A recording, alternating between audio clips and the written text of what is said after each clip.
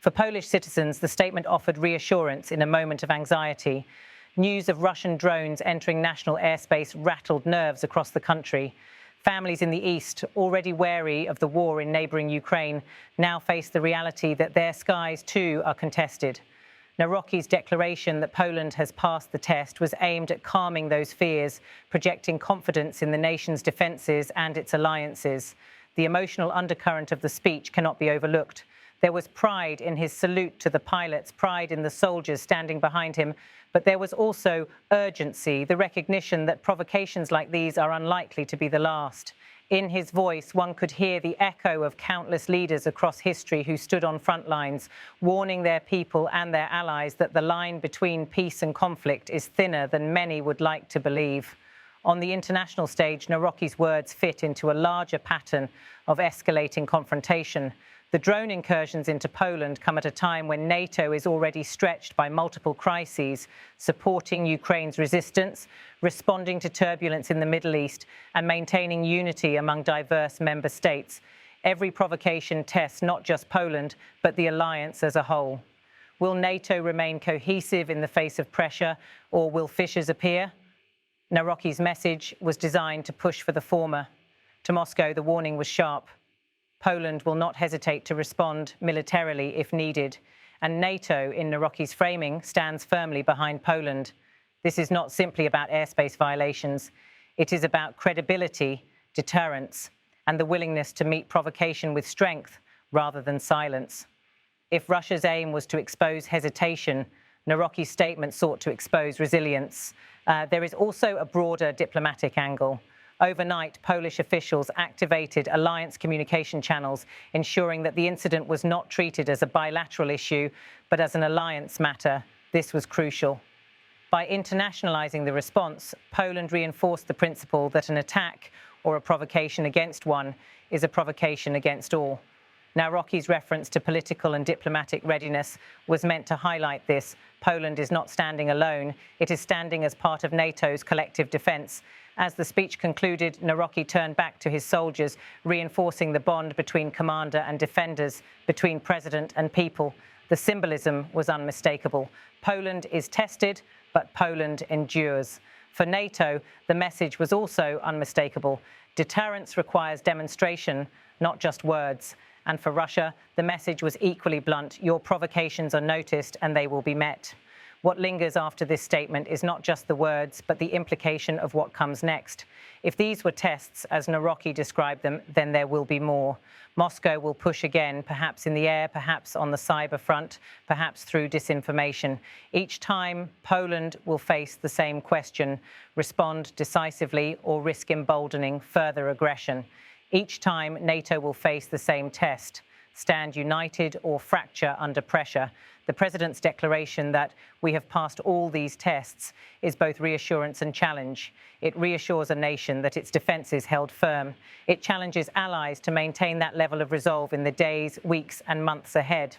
For in the shadow of these drone incursions lies a larger truth. The security of Europe may well depend on how well Poland and its partners can continue to pass these tests.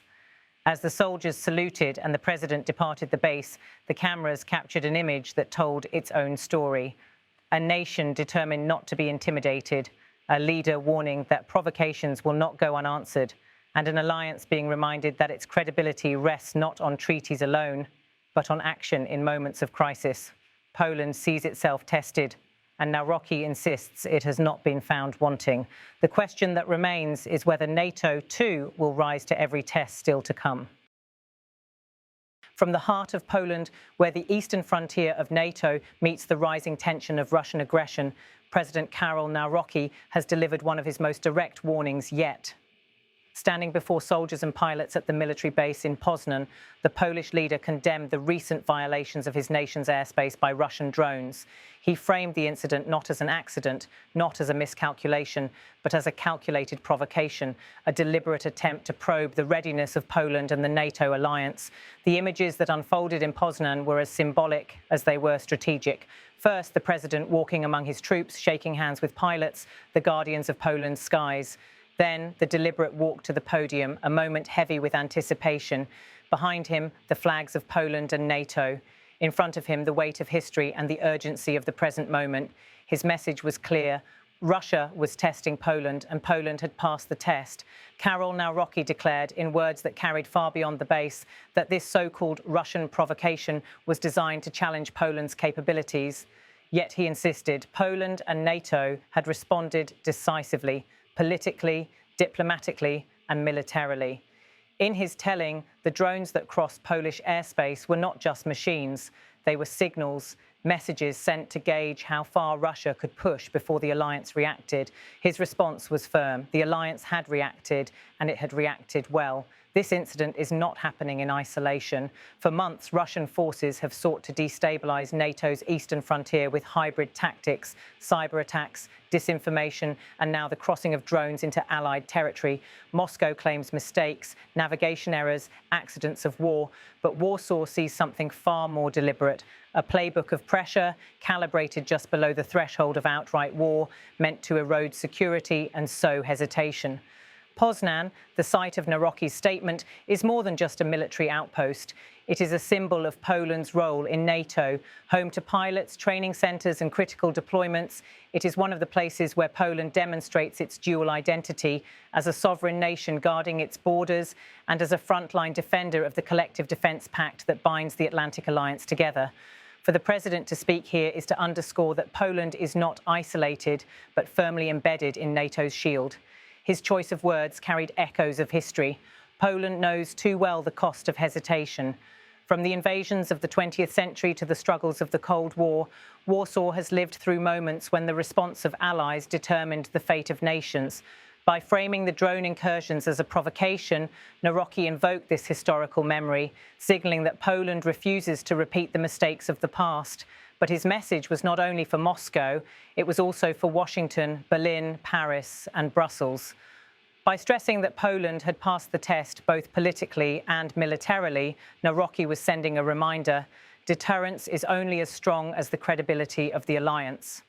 If Poland responds swiftly, NATO must match that resolve. If Poland treats the incursions as hostile acts, NATO must treat them as a threat to the collective security framework itself.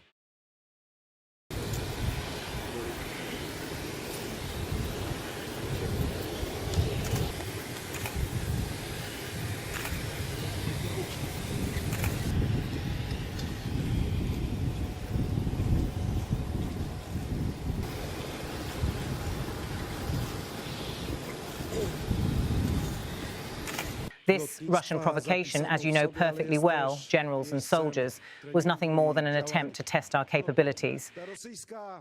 Prowokacja, jak panowie generałowie i nasi żołnierze doskonale zdają sobie sprawę, była niczym więcej tylko próbą testowania naszych zdolności. We have passed all these tests, both politically and in terms of partnership within the Atlantic Alliance, by completing our diplomatic tasks since last night, and above all militarily, by demonstrating our ability to respond to the Russian provocation. Test wojskowy, waszej gotowości do tego, aby na rosyjską prowokację zareagować. Dlatego chciałem